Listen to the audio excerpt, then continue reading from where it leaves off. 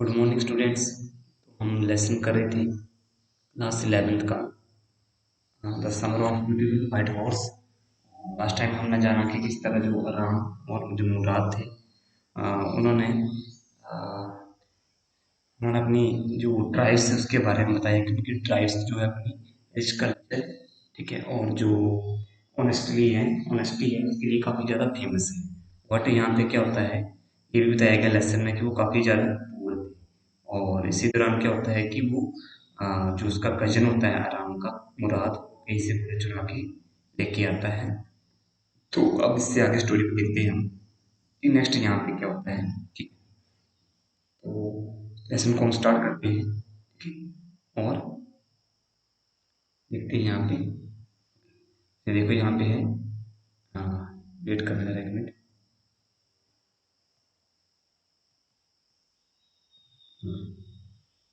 यहाँ पे है Mourad, I said where did you steal this horse. तो ये बातें आराम पूछ रहा है उससे। Then let out let out of the window, he said, if you want to ride. It was true, then he had stolen the horse. There was no question about it. He had come to invite me to ride or not as I choose. तो leap coming jumps हैं। तो next lesson में क्या होता है, जब मुराद से पूछता है कि क्या तुमने ये घोड़ा चुराया है, तो उसका वहां से रिप्लाई आता है कि अगर तुम क्या राइड करना चाहते हो तो तुम लीप आउट करके मीन जंप करके खिड़की से क्या करो, आ जाओ और राइड के लिए चलो। ठीक है। आ, तो इस समय जो आराम था, ठीक है, उसको ये क्लियर हो गया कि उसके जो कजन है मुराद, उसने ये जो घोड़ा है वो स्टील किया हुआ है, चुराया हुआ है कहीं से। ठीक है, और उसके बारे में उसके मन में कोई भी डाउट नहीं है। ठीक है। और यहाँ पे ये भी बताया गया कि अब उसका जो कजन था उसको इनवाइट कर रहा था फॉर द राइडिंग, और ये इस पे डिपेंड करता था कि उसकी इनविटेशन को एक्सेप्ट करे या रिजेक्ट करे। Okay.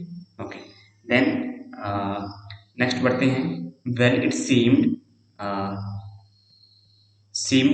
stealing a horse for a ride was not the same thing as stealing the something else, such as money. For all for all I knew, may we it was not stealing at all. If you are crazy about, okay, next paragraph पे पढ़ते हैं हम और वहाँ पे देखते हैं कि आगे क्या होता है। नेक्स्ट है यहाँ पे, horses the way my cousin Murad and I were. Next है, I was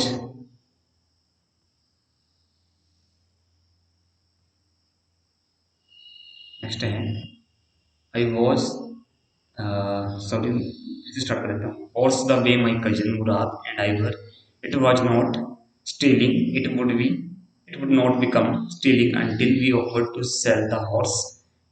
Of course, I knew we would never do. Let me put on some clothes. I said, all right. He said, what hurry? Okay. Next है,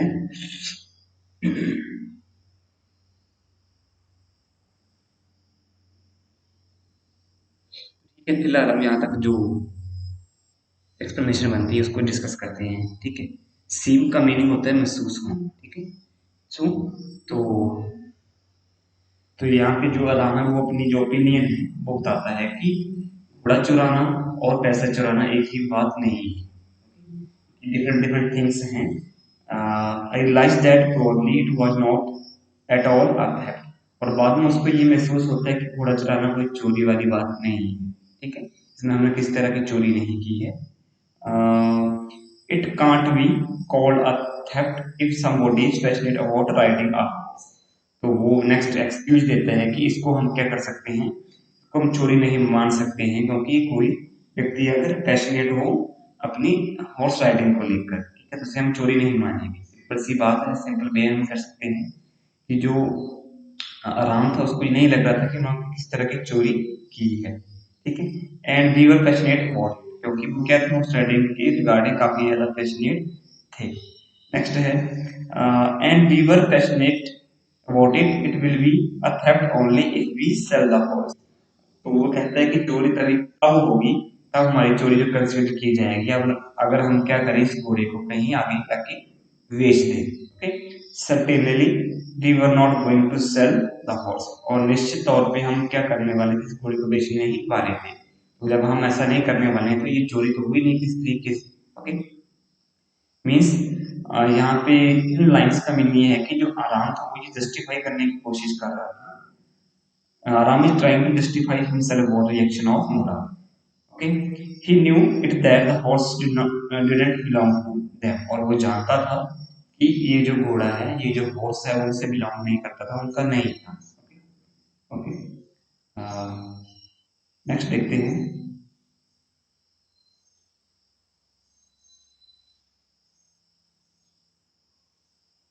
okay, यहीं से start करते हैं हम। Let me put on some clothes, I said all right, he said what hurry, I left I leaved sorry leaped into my clothes. I jumped down to the yard from the window and leaped up onto the horse behind my cousin Mura. Okay, तो यहाँ तक पढ़ लिया हमने। Okay, तो देखो यहाँ पे आगे क्या बताया गया है। तो जब उसको इन्विटेशन मिलता है आराम को क्रिकेट से राइडिंग के लिए, तो उससे वो थोड़ा टाइम मांगता है, इसलिए टू चेंज हिज क्लोज। ठीक है, ही आस्क व्हाट, वो क्या कहता है उसका कजन की जल्दी करो, I quickly change my cloth. तो जो राइटर है या लेटर इस पॉइंट को जल्दी से क्या करता है, अपनी जो ड्रेसेस को चेंज करता है और वो खिड़की के थ्रू जंप करता हुआ वो कोर्टयार्ड में पहुंच जाता है।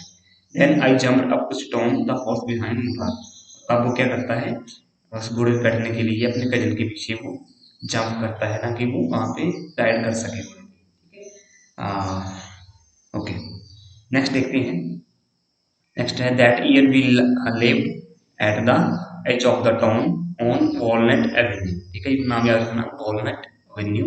Behind our house was the country, vineyard, orchard, irrigation ditches, country country roads. In less than 3 minutes, we were on the olive olive avenue, and then the horse began to trot. ठीक है, trout. Okay, तो देखो यहाँ पे कुछ tough word हैं, वो भी डिस्कस कर देता हूँ साथ साथ में, ताकि आपकी पूरी जो वोकैबुलरी है वो अच्छी हो जाए। ठीक है, देखो ट्रॉट का मीनिंग क्या होता है, ट्रॉट का मीनिंग होता है रन, भागना। ओके, और कंट्री रोड्स, यहाँ पे एक और वर्ड है साथ साथ में, चेक कर लेते हैं। कंट्री रोड, कंट्री रोड का मीन्स क्या होता है, ऐसे जो रोड हो जो कि रूरल एरिया में हो। ठीक है, हम क्या बोलेंगे, कंट्री रोड्स। ठीक है, इरिगेशन डिचेस मीन, एक और वर्ड आया है यहाँ पे, इरिगेशन डिचेस, तो मीन्स कैनल्स। ये जो कैनल्स होती है, कैनाल्स होती हैं, उनको हम क्या बोलते हैं, irrigation ditches. And orchard, orchard आपको पता है जहाँ पे क्या होती है, बगीचे होते हैं। Okay, and vineyard means plantation area of creeper of grapes. Vineyard means जहाँ पे जो ग्रेप्स की बेलें हैं वो उगाई जाती हैं, combine yard horse. Okay, okay, और कंट्री, यहाँ पे कंट्री का मीनिंग देश भी होता है, बट यहाँ पे कंट्री का मीनिंग आपको बता दिया कि जो रूरल एरिया होते हैं उनको यहाँ पे कंट्री कंसिडर किया जा रहा है। ओके, ठीक है, कंफ्यूज मत होना। ठीक है, तो अब नेक्स्ट देखते हैं हम कि आगे क्या आया है, एक किस तरह स्टोरी जो आगे बढ़ती है। During that year we were living at the edge of village. तो यहाँ पे बताया गया कि उस समय हम कहाँ कहाँ पे थे, जो विलेज का किनारा होता है, एज होता है, वहाँ पे हम रह रहे थे। This part of village was called walnut Avenue, और उस विलेज का नाम क्या था, वॉलनट एवेन्यू। या जिस हिस्से में वो रह रहे थे उसको हम वॉलनट एवेन्यू कह सकते हैं। और वो नेक्स्ट बताता है कि हमारे जो घर के पीछे क्या थे, काफी ज्यादा रूरल एरिया था जहाँ पे घर नहीं थे, और वहाँ पे काफी ज्यादा वाइन यार्ड्स थी। ठीक है, वहाँ पे वाइन यार्ड्स थी, मीनिंग बता दी है मैंने आपको, ऑर्चार्ड्स थे, कैनाल थे, और साथ में जो लोकल रोड्स होते हैं, रूरल रोड्स होते हैं, वो वहाँ पे थे। In less than 3 minutes we reached Olive Avenue, मतलब वो 3 मिनट्स के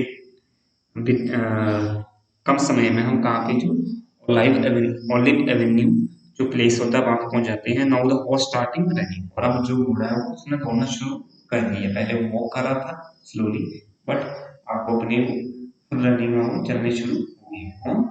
ओके, देन नेक्स्ट देखते हैं।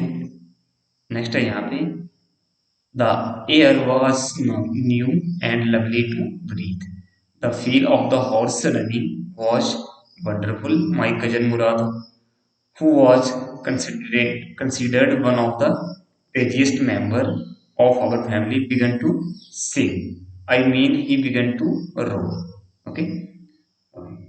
So, यहाँ के टफ वर्ड जो चेक कर लेते हैं वैसे, ज़्यादा टफ वर्ड है नहीं यहाँ पे। एयर वाजन्यू एक ही वर्ड है यहाँ पे जो आपके लिए अजीब होगा। एयर वाजन्यू का मीनिंग होगा कि एयर काफ़ी वहाँ पे फ्रेश थी। ओके ओके, तो नेक्स्ट क्या है, क्या वहाँ पे जो एयर थी वो काफ़ी ज़्यादा फ्रेश थी। ठीक है, वहाँ पे जो फ्रेश एयर थी वो वहाँ पे ब्लो कर रही थी। ठीक है, एंड नेक्स्ट क्या होता है, the experience of riding on a running horse was very good. साथ में जो दोनों जो भाई थे वो क्या बता रहे थे कि जो एक्सपीरियंस था इस हॉर्स राइडिंग का वो काफी ज्यादा अच्छा था। My cousin was considered, next बताता है कि उसका जो कजन था मुराद, वो क्या था, काफी ज्यादा क्रेजी मेंबर माना जाता था अपनी फैमिली का। ठीक है, और उस समय जब वो घोड़ा दौड़ रहा था तो उसने जो एक सॉन्ग गाना था वो शुरू कर दिया। ठीक है, ठीक है, ओके, नेक्स्ट देखते हैं हम।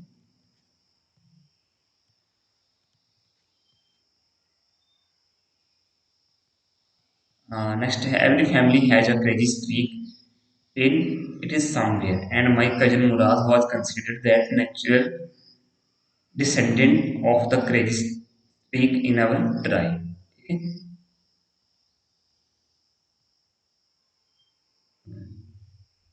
Streak in the tribe. Before him was our uncle Khusro, an enormous man with a powerful head of black hair and the largest mustache in the San uh, Joaquin Valley. A man so furious, okay, in temper, so irritable, so impatient that he stopped anyone from taking while roaring. It is no harm, pay no attention to it. Okay okay, तो यहाँ पे वो और अपनी family की history के बारे में बता रहा है। बट यहाँ पे क्या है, अब हमारे पास जो इस पोइम इस लेसन का जो नेक्स्ट करेक्टर है वो भी सामने आ रहा है। उसका नाम क्या होता है, अंकल खुसरो, HOS ROV। ठीक है, इसका नाम भी आपने करेक्टर का नाम याद करना है। ठीक है, इसकी स्पेलिंग को ध्यान रखनी है। ओके ओके, तो यहाँ पे क्या बताया गया है, यहाँ पे कुछ टफ वर्ड है वो भी चेक कर लेते हैं। एक वर्ड था क्रेजी स्ट्रीक, आने वाला था आपको। क्रेजी स्ट्रीक का मीनिंग क्या होगा, पैशनेट करेक्टर, ऐसा करेक्टर जो काफी ज्यादा पैशनेट हो। ठीक है, एंड डिसेंडेंट का मीनिंग क्या होता है, रिप्रेजेंटेटिव। ओके, रिप्रेजेंटेटिव इसको हम डिसेंडेंट। ओके, तो यहाँ पे क्या बताता है, नेक्स्ट बताया जाता है लेसन में कि every family has at least one passionate character, कि प्रत्येक फैमिली में एक पैशनेट करेक्टर होता है। My cousin Murad was a true representative of A passionate person, और उस आ, और यहाँ पे बताया गया है कि जो उसका कजन था मुराद वो भी क्या था, एक ट्रू रिप्रेजेंटेटिव था और पैशनेट पर्सन। ठीक है, और आगे बढ़ते हैं और यहाँ पे देखते हैं कि कुछ टफ वर्ड जो और है वो चेक कर लेंगे हम। नॉर्मस, नॉर्मस वर्ड तो हम कई बार पढ़ चुके हैं। नॉर्मस का मीनिंग क्या होता है, वेरी बिग, ह्यूज, और ठीक है, एंड देन फ्यूरियस, फ्यूरियस का मीनिंग जानते हैं आप, एंग्री होना। ठीक है, सिंपल से वर्ड है ये, बट आपको ये वोकैबुलरी के लिए अच्छी है। Furious and temper, temper word आया कि यहाँ पे टेम्पर का मीनिंग होता है बिहेवियर। ठीक है, और irritable means one who get angry easily. Irritable, हाँ इरिटेबल, एक ऐसा ऐसा आदमी या ऐसा पर्सन जो जल्दी से गुस्सा हो जाए, इसको क्या बोलेंगे, irritable. And roaring means shot करना, चिल्लाना। ओके ओके, तो नेक्स्ट देखते हैं हम कि नेक्स्ट क्या होता है पोइम में। तो लेसन में यहाँ बताया गया है कि मुराद से पहले जो हमारे अंकल थे खुसरो, क्या थे, उनके जिस पर्सन थे इन अवर फैमिली। ठीक है, he was a person of huge will, काफी ज्यादा मीन्स उनकी बॉडी काफी ज्यादा मजबूत थी, स्ट्रॉन्ग थी। He had a big head and black hair, उनका जो सिर था वो काफी ज्यादा बड़ा था, उनके जो हेयर थे वो ब्लैक थे। His moustache was largest in San Joaquin Valley, और उनकी मूछें मारियस वैली में, इसका नाम क्या था, जोकिन वैली, उसमें सबसे बड़ी थी। Okay, and his behaviour was very bad, उनका जो बिहेवियर था वो काफी ज्यादा बुरा था। He would easily become angry, वो बड़ी जल्दी गुस्सा हो जाते थे। ही वॉज वेरी इम्पेशेंट, और उनके पास पेशेंस नाम की कोई चीज ही नहीं थी। He use to stop everyone from taking and saying it is no harm, pay no tension to it, और वो हर किसी आदमी को रोक लेते थे और कहते थे कि इससे कोई नुकसान नहीं होगा, पे नो टेंशन टू इट, और कुछ भी नहीं होता। ठीक है, वो हर समय एक ही बात कहते थे, इससे कोई भी नुकसान नहीं होता है। ठीक है, और उसकी तरफ तुम ज़्यादा ध्यान ना दो, pay no tension to it. Okay, which means it is small aspect so no one should bother about it. Means उनका कहने का मतलब ये था कि वो हर बात को ऐसे ही टाल देते थे, और छोटी छोटी बातों से वो चिंतित नहीं होते थे, और सभी को कहते थे कि ये तो छोटी सी बात है, इससे कोई फर्क नहीं पड़ता है। ठीक है, उसकी तरफ हम ज़्यादा और ये कोई परेशानी वाली बात नहीं है। ओके, तो डियर स्टूडेंट्स, आज के इतना काफ़ी है। तो आज हमने इस लेसन को पढ़ा, माना कि इस तरह इस lesson में नेक्स्ट करेक्टर जो उनका अंकल खसरोव था, वो भी इसमें अब आ जाता है। और वो एक से उसकी एक बात थी कि वो हर जो जितने भी कोई बड़ा इशू होता था उसको यही कहकर डाल देता था कि इससे it is no harm, pay no tension to it. ठीक है, तो ये लाइन जो आपने याद करनी है, it is no harm, pay no tension to it. ठीक है, और इस तरह हमारी टेस्ट स्टोरी जो आगे बढ़ रही थी। और नेक्स्ट देखेंगे स्टोरी में क्या होता है कि क्या जो आराम और उराम है ये इस स्टीलिंग के लिए उनको सजा दी जाती है, पुलिस मिलती है या नहीं है, या इस पूरे को किस तरह अपने घर में छुपाते हैं, या कभी फैमिली मेंबर से डिस्कस करते हैं कि उन्होंने एक घोड़ा चुराया है। ठीक है, इस तरह स्टोरी आगे बढ़ेगी। तो बाकी हम नेक्स्ट टाइम देखते हैं। आई होप जो पढ़ाया आपको क्लियर हो गया होगा।